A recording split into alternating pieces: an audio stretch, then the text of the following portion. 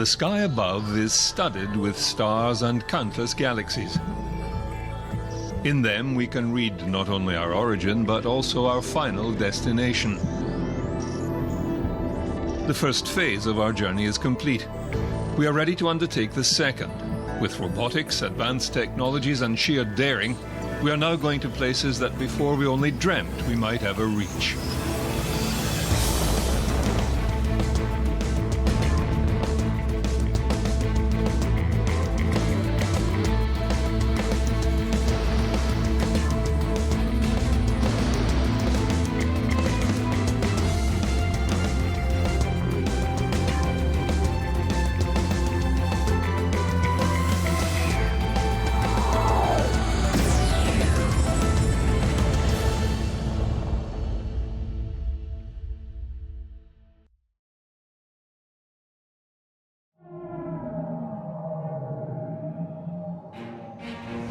It was here at Peenemünde on the Baltic coast where the opening shots of the space race were fired.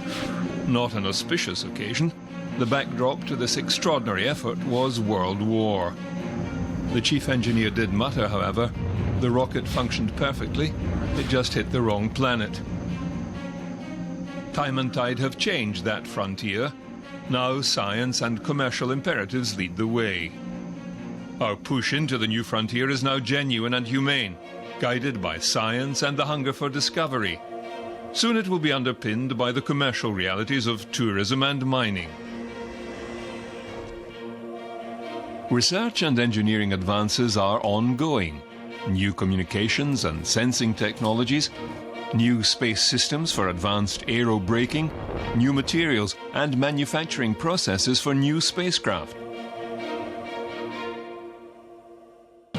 and safer launch systems, all aimed squarely at a return to the moon.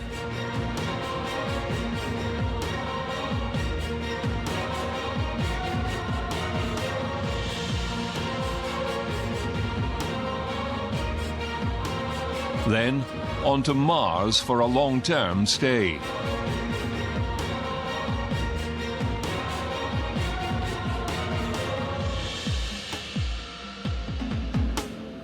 The human flight component would like to see an experiment where resources on the surface of Mars, from the rocks or the atmosphere, could be used to generate fuel or other parts that would enable future exploration in cutting the tie, so to speak, to Earth. So you wouldn't necessarily have to bring everything with you. You can actually manufacture it on the planet. And that's a really exciting additional component that we've been exploring and analyzing in this work.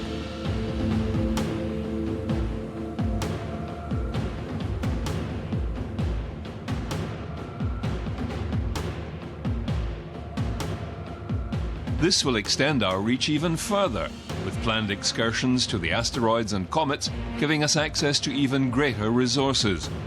At the same time, it would help us protect Earth from wayward objects posing a threat to our planet.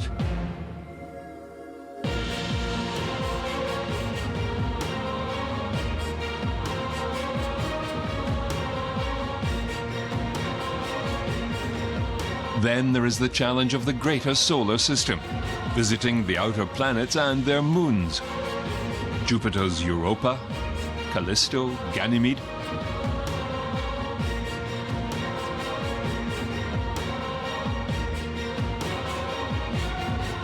Or Saturn's Enceladus, a potential life-harboring location. Or cloud-covered Titan, which holds vast hydrocarbon resources. Then, the great interstellar voyages to other stars and other planets. Like HD 189733b, a gas giant. Or Gliese 1214b, a water world. Or even Kepler 186f, a nearby Earth-like planet.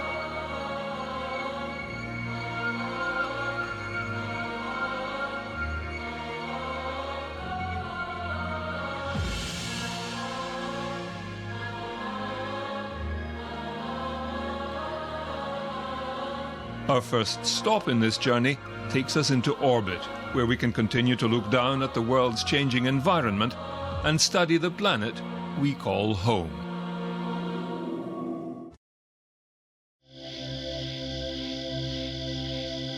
We humans are mere passengers on board this vessel called Earth.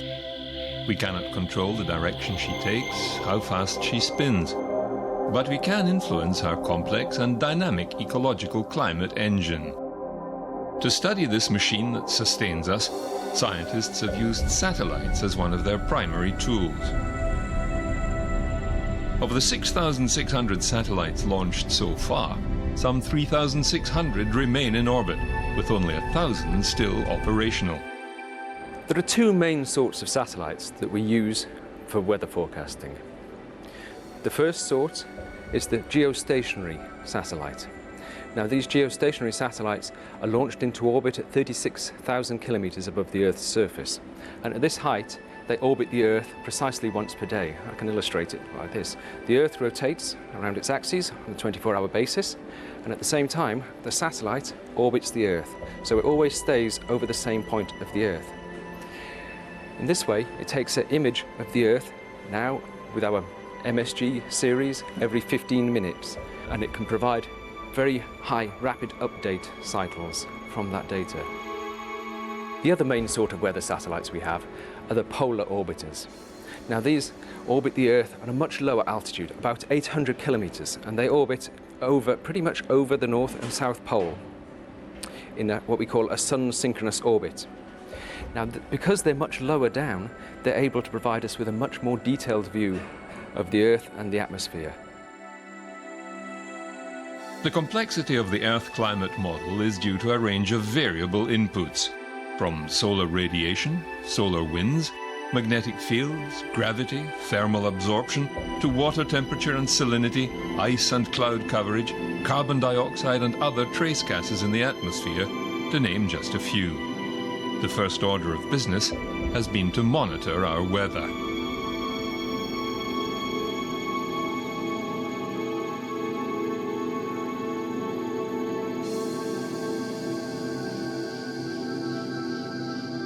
Maximum scientific value comes from long-term data gathering. It has to be reliable, continuous and uninterrupted. To this end, ESA and EUMETSAT have launched their latest satellite, METOP-B. METOP-B is particularly important to provide continuity of this data. This data has the largest single impact into the weather forecasting system. So it's very important that we maintain this capability, and for climate purposes it's very important that we maintain a continuous record in time. Apart from accurate weather data, it also carries a GOME, or Global Ozone Monitoring Experiment. It monitors ozone concentrations in the polar regions. This is an instrument that measures in the ultraviolet and visible part of the spectrum to retrieve information on the ozone structure in the atmosphere, which is particularly important for understanding the recovery of the ozone hole, and also it's now used within weather forecasting itself. Weather forecasting is important for everybody because weather impacts a large amount of society, economic aspects. It impacts everyday's life. Satellites improve weather forecasting, so improved forecasting enables us to provide earlier warnings, better warnings, give us more time to warn.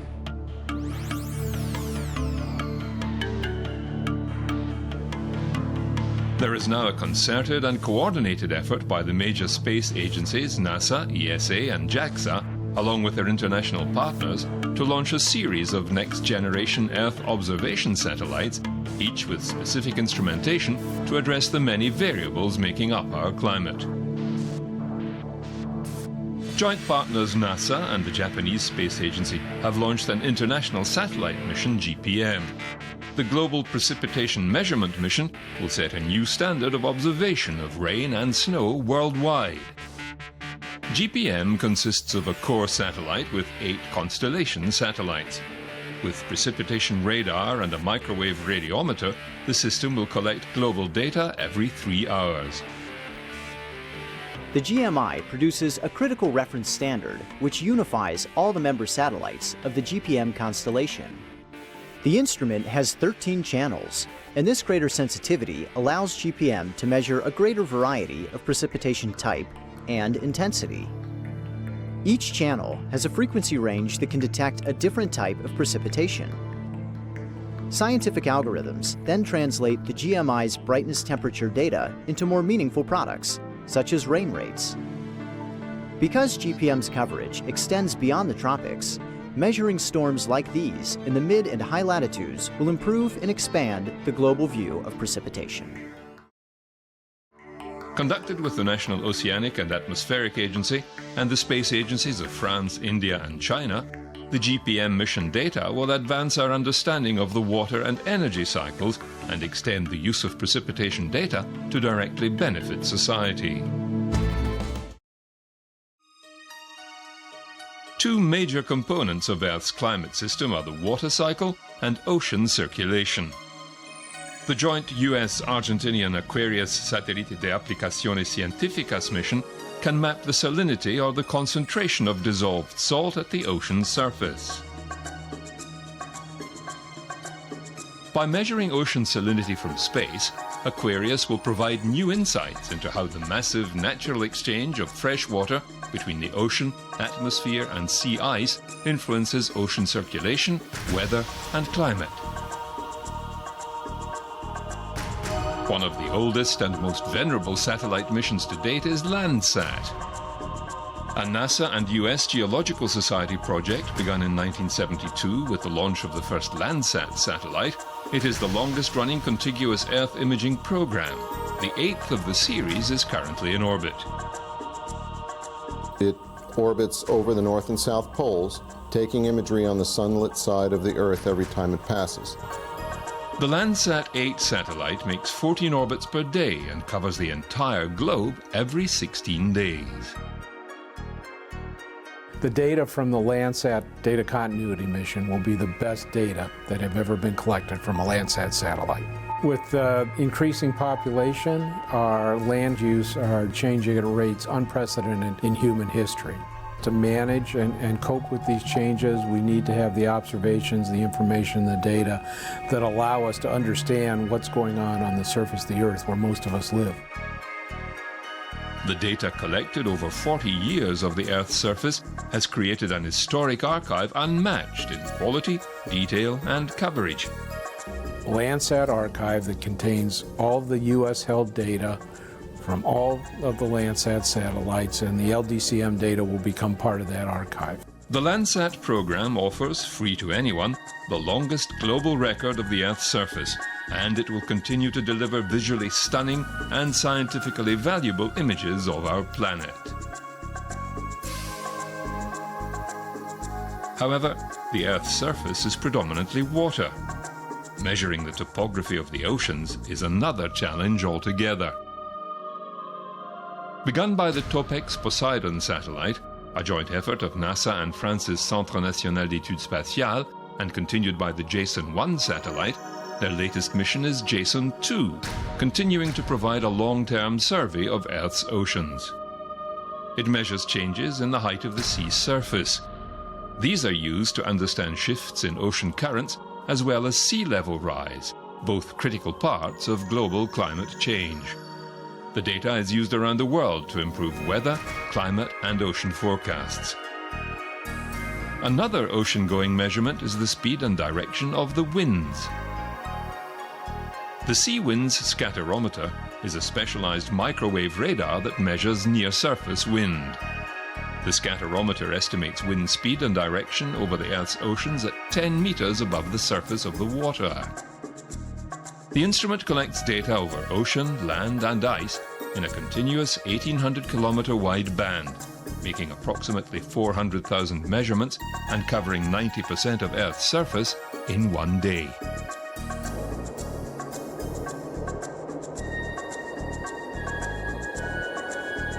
Earlier satellites could only image the uppermost layers of clouds. CloudSat was among the first satellites to study clouds on a global basis. It looked at their structure, composition and effects.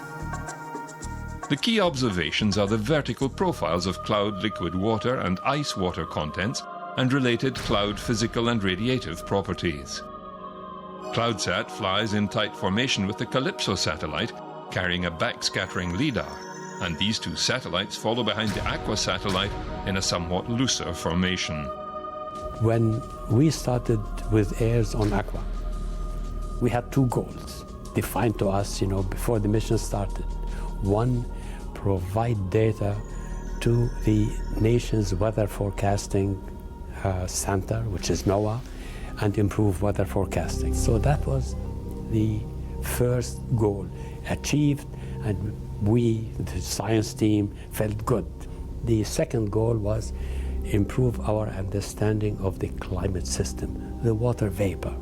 That is the main mechanism by which weather and climate is formed here on Earth. The combination of data from the three satellites provides a rich source of information that can be used to assess the role of clouds in both weather and climate. The European Space Agency's Earth Explorer program has seen several high-tech satellites play their part in our understanding of the global climate. We have launched 3 missions, meanwhile, with fantastic results and very innovative technology. SMOS, the Soil Moisture and Salinity satellite, observed soil moisture over the land and salinity in the oceans. Cryosat, the ice mission, measured the thickness of the massive ice sheets over Greenland and Antarctica and the marine ice in the Arctic. It used a sophisticated stereo radar system and has helped give us a better understanding of the relationship between ice and global warming.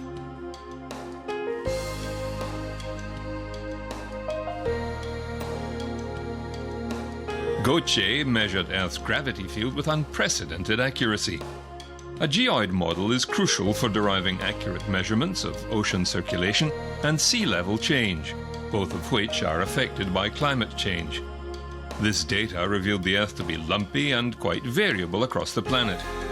It has led to a new map of the boundary between the Earth's crust and mantle.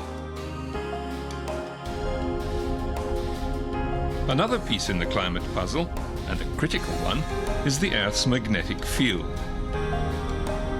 The Earth magnetic field is our lifesaver. There's no doubt about this. This shield is basically protecting us from the harmful effect of the solar wind, these high energy particles that the sun is constantly bombarding us with, and this shield is really essential for us and for our protection. The main magnetic field of the Earth is changing in time, and it is weakening by a factor of, let's say, 10–15% or so over the last 200 years. And what's actually going on in the outer core of the planet is what we really try to find out. The magnetometer package on board Swarm, it measures the magnitude and also the direction of the Earth magnetic field. And it does so in 2 locations. One, it has an instrument at the tip of the boom and also another instrument halfway down the boom. And together, they give all this precise information that we needed to decipher the secrets of the Earth magnetic field.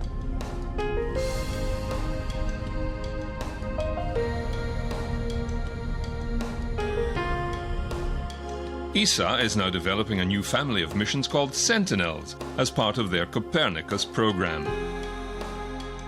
It is not sufficient to monitor the evolution of the ice cap or to monitor the sea level rise during 5 years and then stop. We really need to monitor those things over a very long time period.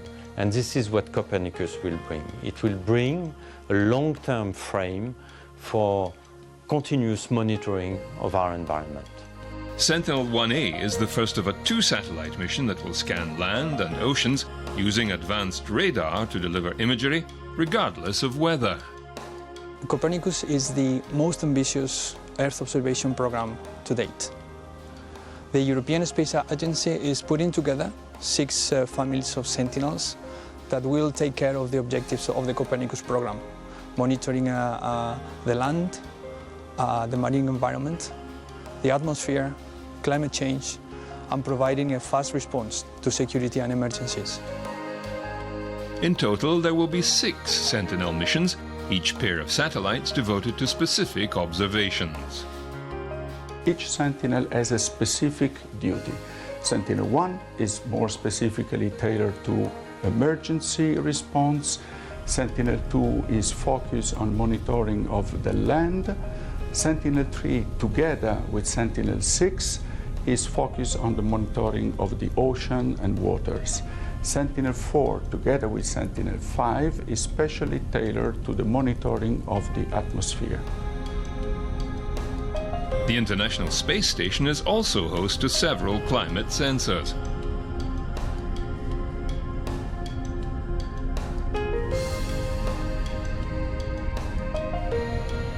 Currently, the CATS, or Cloud Aerosol Transport System, is mounted on the Japanese Experiment module. Using light detection and a ranging LIDAR system, it detects and measures pollution, dust, smoke and other aerosols in the atmosphere. NASA will be installing another instrument, the RapidScat, onto the end of the station's Columbus module this year. It will measure ocean surface wind speed and direction and help improve forecasting and hurricane warnings. The Orbiting Carbon Observatory was NASA's first satellite dedicated to the tracking of carbon in the atmosphere, how it is reabsorbed into the biomass, and where. Unfortunately, a launch failure has caused a reschedule of the project. But we need the measurements that spacecraft like OCL will make in order to understand the processes controlling the rate of buildup of carbon dioxide in our atmosphere so that we can understand how it will change in the future. Other projects in motion include the Atmospheric Dynamics mission Aeolus with its high-power UV laser, which will measure wind speed, air moisture and dust particles to advance our understanding of atmospheric dynamics. EarthCare will study how the Earth reflects and traps heat.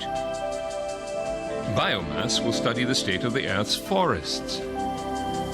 NASA's Clario satellite will measure incident solar irradiance and the Earth energy budget.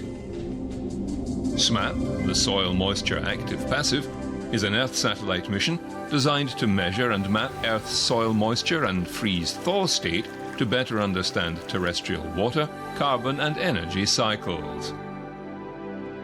The suite of satellites now in orbit and planned for the near future will be able to peer beneath the clouds, vegetation and other surface features, monitor water salinity, temperature and energy fluxes, chart ocean currents and the change in ice caps. All this data is helping to improve our understanding of climate change and also helping in a practical sense, with flood and drought monitoring, hurricane and cyclone warnings, understanding changes in water availability, food production, and the other societal impacts of climate change.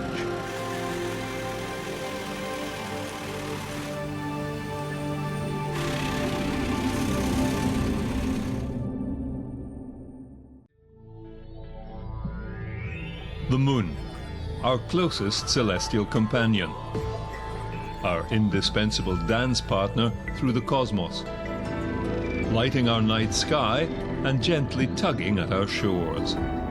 Few have walked on her surface, but her allure remains strong. Once again, we are glancing her way with renewed interest and with a view to returning very soon.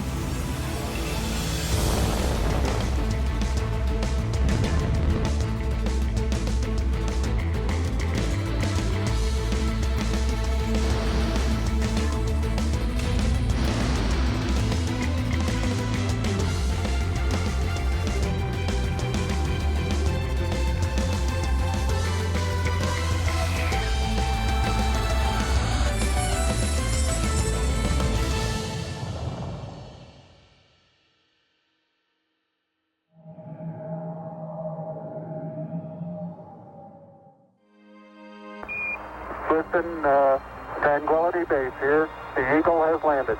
Roger. When I was a little girl and people were always asking me, what do you want to be when you grow up? And I used to always go, I want to work up there. As an engineer, you dream of a job like this where you get to follow in the footsteps of some of your childhood heroes. And of course, for me, the Apollo missions, seeing these folks on TV step on the moon and work for NASA, as an engineer, it's just a dream to be able to say, you know, I want to do that too, and here I am.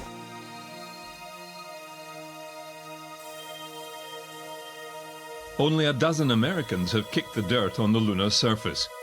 It was a bold and dangerous engineering achievement driven by a political agenda. The Apollo program was important because it showed that we could leave our home planet and visit an object like the moon. However, what we want to do next is learn how to live and work off of our home planet on another planetary surface, like the moon. By developing this capability, we'll be able to know how to go throughout the inner solar system, which has many important destinations, both for science understanding and also may have economic importance for not only our generation, but for future generations. The Soviet Union and the US had peppered the lunar surface with soft and hard landing spacecraft.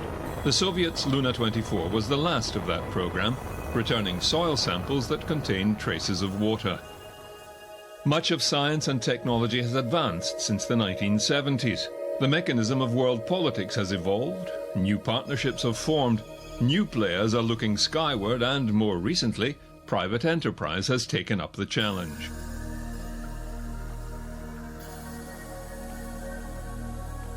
With the faintest of inklings that there may be usable water on the moon, a forensic focus has turned to the southern polar region.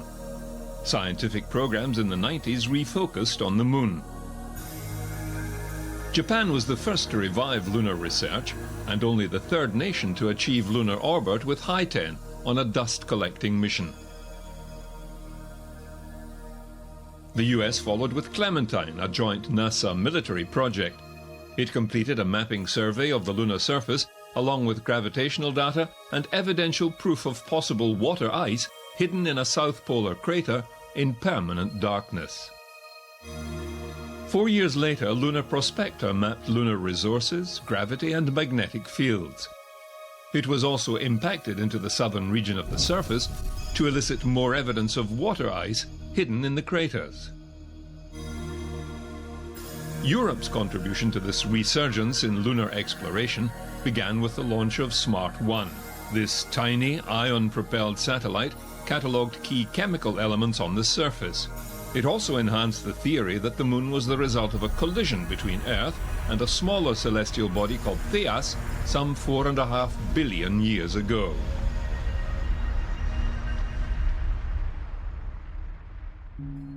Japan's second probe was Selene, better known in Japan as Kaguya. It continued extensive observations of the lunar crust and also carried the first high-definition cameras into lunar orbit, giving us a clearer picture of the rugged surface.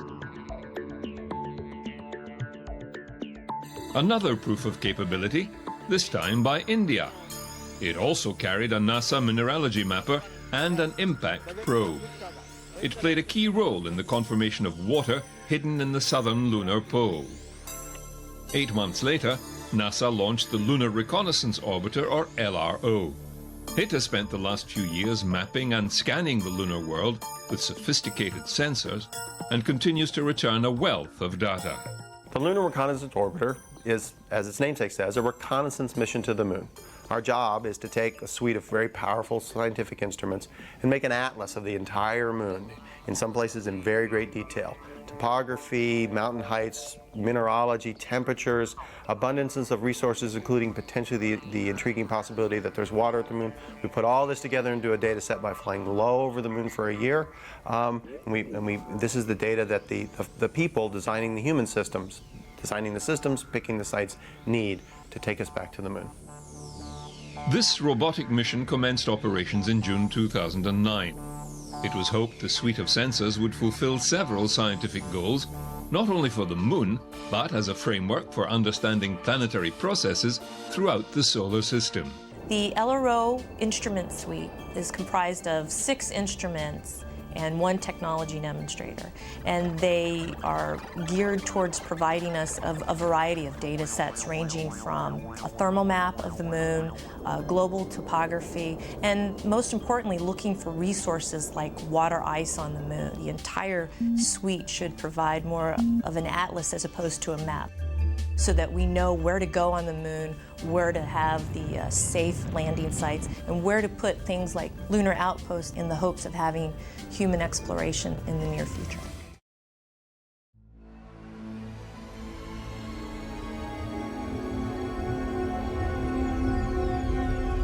The data being returned from LRO and the other probes draws a clear image of the evolution of the lunar surface and why it is composed of exactly the same elements as the Earth.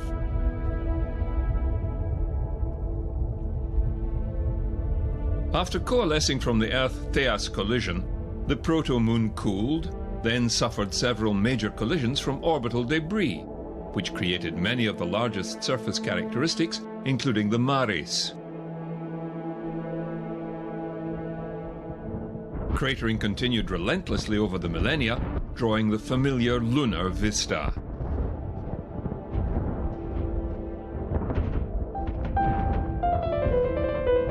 My name is Lynn Carter. I'm a research space scientist, and I work with the Planetary Geodynamics group here at Goddard.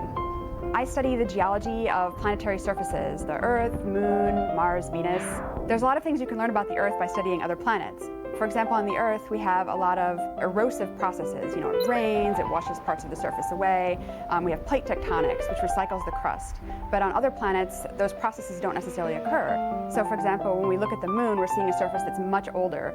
We can use impact cratering on the Moon to sort of understand how many impacts happened, the size of the objects that were hitting each other in the early solar system. One of my favorite things is to use radar remote sensing. For example, on Mars, we can use radars to sound all the way to the bottom of Mars polar caps and see all this layering within the polar caps. And on the Moon, we're using it to study impact cratering. Sometimes when an impact crater is formed, a huge sheet of melt is thrown out.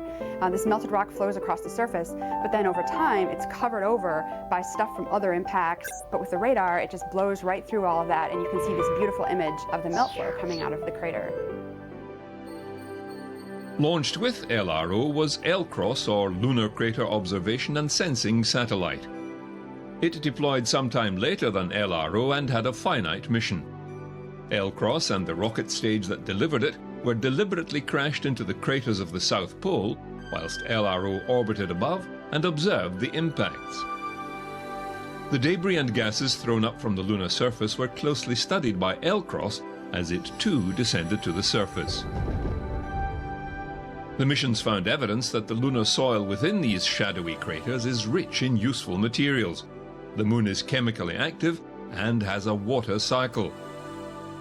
Scientists also confirmed the water was in the form of mostly pure ice crystals, which had not seen sunlight for billions of years.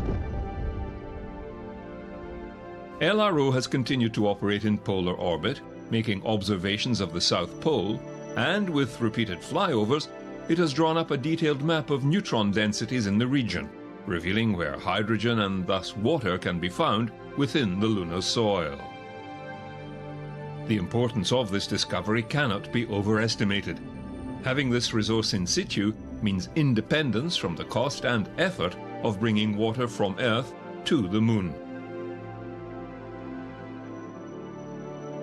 It can be used for creating rocket fuel, oxygen to breathe, water to consume and to irrigate crops, and used in other processes to manufacture building materials from the lunar soil.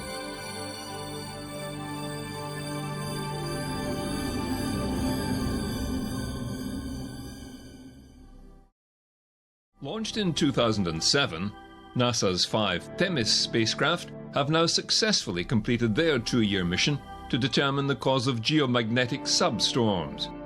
Because they are continuing to work perfectly, NASA redirected the outermost 2 spacecraft to the Moon. This new mission was called Artemis, and they studied the magnetospheric environment near the Moon. They also observed the effects of surface electric fields and ions from the solar winds on the lunar surface. and determined the internal structure of the moon from variations in its magnetic field. Well, in a nutshell, what we're finding is that the polar craters are very unusual electrical environments. Well, the solar wind is actually a relatively tenuous gas that's emitted from the sun, but it's not a neutral gas like the gas in this room. It's actually a gas that's really, for the most part, free ions and free electrons. So as you pass by, for example, a polar crater, the electrons will actually fill into the crater ahead of the ions. Now, as it turns out, as it does that, you create an electric field. It's called an ambipolar electric field, and that electric field then drives in the ions. These hidden troves of water, ice, and other volatiles in the polar craters may be protected by a dangerous electric charge of hundreds of volts. 3, 2, 1, 0, and liftoff of the Delta II with Grail. Journey to the center of the moon. Grail consisted of two probes called Ebb and Flow. Linked together in a single flight path, they studied the gravitational field of the moon, generating maps like this crustal thickness atlas. It reveals much about the interior of the moon and even has some surprises. 2 years ago, we reported evidence that the moon is shrinking. Now we've found evidence that the moon is actually being pulled apart, forming features called graben. So the shrinking moon, it turns out, is not shrinking everywhere. Some places the moon is actually expanding by a little bit. So finding these young graben was a real surprise because we thought, well, all these lobate scarps are telling us the moon is shrinking. So what are these little small graben that are telling us the moon is pulling apart doing in this picture? How does this all fit together? All that's related to how the moon has evolved, how the moon has lost heat over its 4.5 billion year history. Most of the terrestrial planets, when they formed, were very hot, and they got so hot that they actually completely melted. When that happens, they will be in a general state of contraction because they're still hot on the inside and cooling down, and as they cool, they want to shrink. Only the outer part of the moon melted, forming what is called a magma ocean. And in that model, the balance of stresses or forces that are acting on the moon would allow us to form both these small lobate scarps that show contraction as well as these small graben that show the moon being pulled apart. One of the really exciting returns of the Lunar Reconnaissance Orbiter mission is that we've seen this now growing evidence of very young geologic activity on the moon. The moon's crust is much thinner on the near side, 68 kilometers thick on average, and varies from less than a kilometer under Mare Crisium to 107 kilometers thick just north of the crater Korolev on the lunar far side. The moon's mantle is only partially molten, and the moon's center of mass is offset by about 2 kilometers in the direction toward the Earth. This and other data quickly changed our understanding of the moon. To gather more evidence on the unusual electrical properties on the lunar surface and how it affects lunar dust, NASA sent LADEE, the Lunar Atmosphere and Dust Environment Explorer, to investigate. At higher altitudes, we saw very few dust particle impacts, but the lower we went with LADEE, the more we saw, and it's a very steep rise. So if you're operating with spacecraft very close to the surface of the moon, as you would with a robotic lander or a human lander, you might need to consider the fact that you've got more dust there in the way as you come in. This probe flew progressively lower and finally impacted on the surface. Ignition, throttle up, main stage. This is Morpheus, a robotic self-guided lander. You tell it where to land and it will do the rest, independently seeking the safest course and avoiding any rocky dangers. The ESA were also developing an autonomous lander to perform the same function. The lunar lander is a small but very challenging mission. The most important part of it is, of course, landing on the south pole of the moon, which requires innovative solution concerning landing, hazard avoidance, navigation, and in fact, this is the mission which will bring about the new generation of navigation and guidance sensor, algorithm, and software. But a fiscal year is a long time in space. NASA now have little interest in returning men to the moon. They are firmly focused on a Martian landscape. The Europeans have had budget cuts. The ESA lander now shelved for the time being. This leaves the door wide open for Russia and the younger players, China, India and Japan, plus several private companies now developing the same technology to put first robots, then humans on the moon. All this time, the Chinese National Space Administration, or CNSA, had launched 2 orbiter reconnaissance satellites, Chang'e 1 and 2. Then Chang'e 3 deposited a lunar rover on the surface. Their latest, Chang'e 5, made a return trip around the moon. They are firmly set on a permanent manned lunar base. I think the reason this has resonated with so many people and all over the world, it's not just our country, is because everyone can look up in the sky and see the moon. And I think a lot of people remember the Apollo landings, the first man on the moon, and you can also look up at the sky, and I believe that people, it's very tangible to them that way. The moon, they can relate, and so they want to be a part of it. That's my theory on why people have just so connected.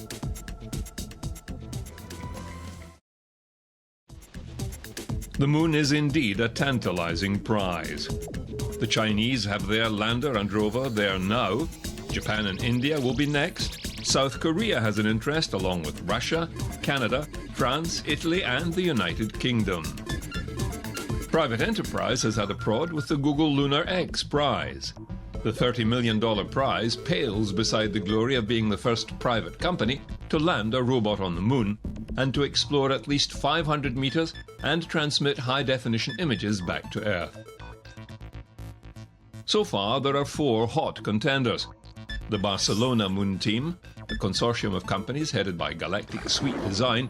Their interests lie in space technology and industry with a strong focus on tourism. Penn State Lunar Lion Team. Faculty and students are developing a spacecraft to land on the moon, then lift off again and relocate to fulfill the prize requirements. Moon Express is a group of space and Silicon Valley entrepreneurs looking to mine the moon for its valuable resources like platinum, titanium, and the rare isotope helium-3. Finally, Astrobotic Technology, a Pennsylvania-based company with support from other companies including Alcoa and Caterpillar. They have already reserved a launch on a SpaceX Falcon 9 launch vehicle. Getting to the moon is one thing, staying there is another. It was one thing to go for a handful of days in Apollo and go when you knew that the sun was quiet, or you hoped the sun stayed quiet, and you took the risk, you calculated the risk of cancer and such, and you made a short mission. If you're going to live there longer, you need to understand it well enough to go, here's what I need to do to protect myself. One of the things that we're looking for in the LRO mission is how the high radiation environment affects our ability to explore. So if we bring cameras or communication devices, how will they be impacted by the cosmic radiation? We need to protect our equipment as well as ourselves. We want to be able to go back to the moon so that we can live there for long periods and work on the moon. So we need a mission that can help us find the best places to go and determine how to go back there safely. Access to solar power continuously, that may be the first and most important reason over the near term. And then the possibility of resources being there. Those may take a much longer time before we're able to really exploit those. But the solar power is something we can exploit right away. Whether it's water ice to have water, or potential minerals that we could use as raw materials to make into things that we would need. All the major players have designed and planned many varieties of lunar bases. NASA, ESA and private contractors have concepts on the drawing board. As more information comes in from the lunar satellites on the environment, resources, and dangers of cosmic radiation, these plans evolve.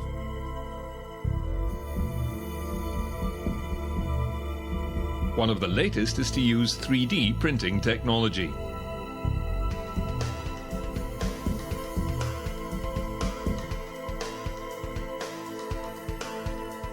With all the challenges and difficulties, many have made firm commitments to establishing bases within 10 to 15 years. Some for scientific research, others for commercialization and tourism.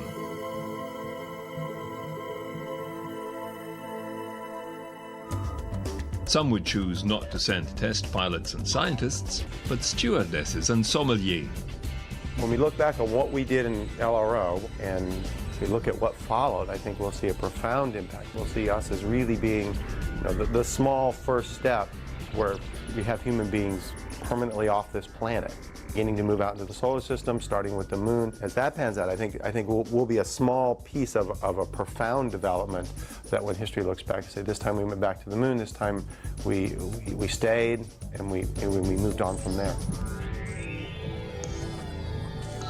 As we continue to study the moon, our understanding of it improves, giving us new insights not only into how it has evolved over time, but also how other rocky planets in our solar system have come to look the way they do.